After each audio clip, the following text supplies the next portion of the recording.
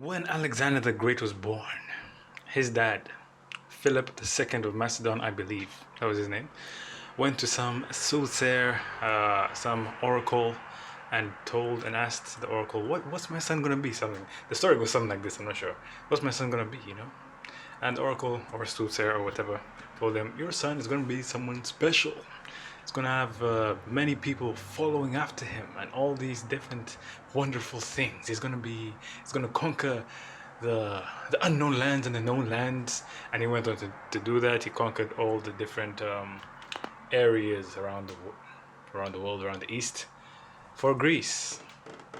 Also, it's prophesied about him in the book of Daniel, years and years and years and years before he showed up to fulfill that prophecy. There was also another guy called King Cyrus in the book of Isaiah 45.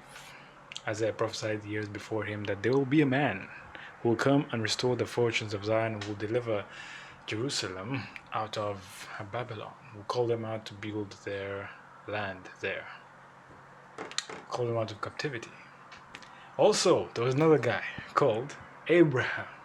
When Abraham was born, according to some Jewish books and stuff, it was told King Nimrod that this young man. Okay, first of all, King Nimrod saw like a star going to the east, to the north, to the south, and swallowing up like other stars. Then he asked his magicians and soothsayers and people and astrologers, "What does that mean?" And they told him, there's someone born right there. And you're gonna have to go kill him. So Nimrod knew this guy he's someone like me, a mighty hunter before the Lord. Mighty hunter can mean leader or something in a way. So Abraham was in a way like Alexander the Great. Another person I want to mention, another guy. There've been many over the years. Siddhartha Gautama, otherwise known as the Buddha. When the Buddha's dad had his baby, he went to some wise man. They call him wise man. Some I don't know. You can say sadhu. You can say some mystical person back in them days. Was the guy and asked him, "Hey, okay, my son. I just got a kid." Then this guy told him, "Your child is either gonna be a political leader or a spiritual teacher, spiritual thingy person, spiritual guide for the nation of whatever, I think it was India or something. So he's either going to take this path or this path. One of them is the right path for him." Now, his father arranged his life so that he would choose the political thing.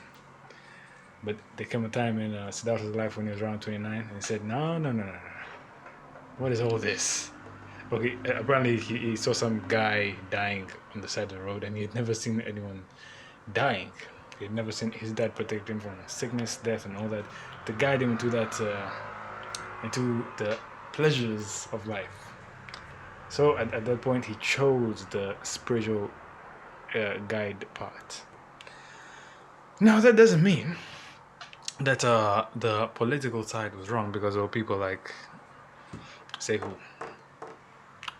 Nebuchadnezzar, who was political, Cyrus, political, David, political, Solomon. So for Siddhartha, that was the right path for him, and he taught people good stuff. So now, here's the question: how did these guys know? What was that thingy that they could see? It's like we're living inside time, and there's some people that are able to go outside of time and get information outside of time, because God is outside of time, and you can access the mind of God if you go out of that time and you come back into time and say, this is what's going to happen. And there's always some bit of maybe this might happen and this might happen, choose one. But there's some things where it's like, this is for sure going to happen. So now, the meaning, the root word for leader is Laden. It's an old English word, which means to go before as a guide. Now, how true is that? Looking at the stories that I just gave, how true is it that they go as a guide? Either there was some type of, in Romans 12 it says there are many different gifts. There's a gift of prophecy, let him prophesy according to his measure of faith. There's a gift of service, let him serve with diligence or something. Then he says there's a gift of leadership, and let him lead with zeal, with passion. That's what Paul says. So there's some type of gift, I don't know what it is, that is in some people, and it seems to be the most controversial that we find. It seems to be the one that the enemy focuses in on. Because if you can get someone like baby baby, say what? I don't want to use a bad example. Like a baby, okay, a baby guy who's gonna be a leader. You'll just infuse him with evil, and then over the next few years, you have World War II. You have some terrible things happening, or if the person chooses the good side, you'll have some time of beautiful teachings of love and stuff. You know what Solomon said in Ecclesiastes, when the leader, actually in Proverbs or something, when the leader is messed up, the people cry, something like that. But when the leader is good, the thingy is people are good, So, anyway, back to the thing. To go before, or as a guide. To go before as a guide. So now, the disciples of Jesus, there was nothing special about them. They just happened to be the ones that went first. There was nothing Abrahamic or Alexander the Greatish or Siddhartha Gautama-ish about them, okay? So it just happened to be the ones that went first. So is it possible that those prophecies and those thingies, those soothsayers, were looking into the people who would go first? I don't think so still. Because there is some kind of, the Greeks called it, I've forgotten what they called it. Maybe they called it charisma or something. But I don't think it's charisma, because Moses said, I cannot speak. And he led millions of people through the wilderness. Moses wasn't able to articulate words. So there's still something that we can't point out. There's still some kind of thing there that's so hard to pinpoint.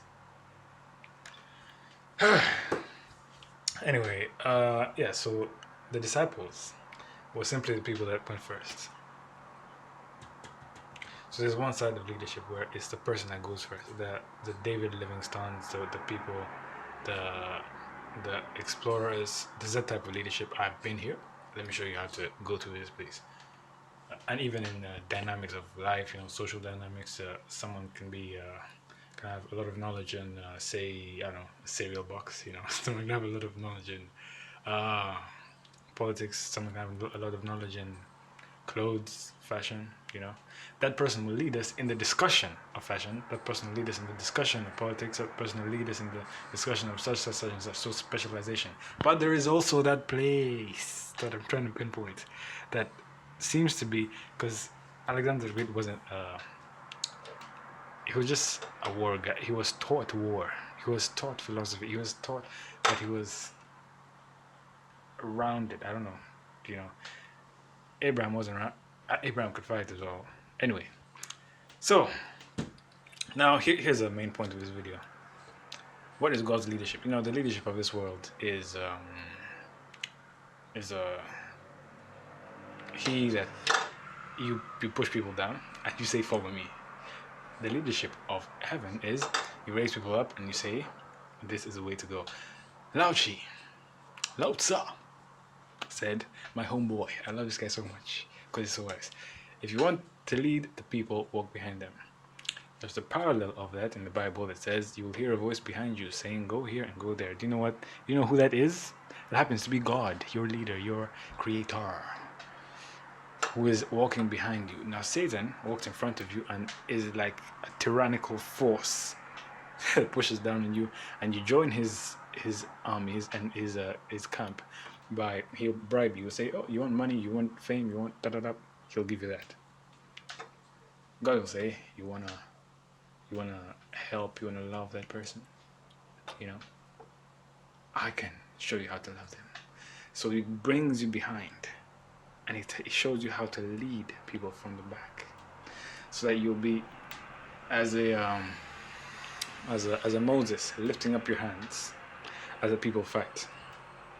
You have some kind of spiritual force.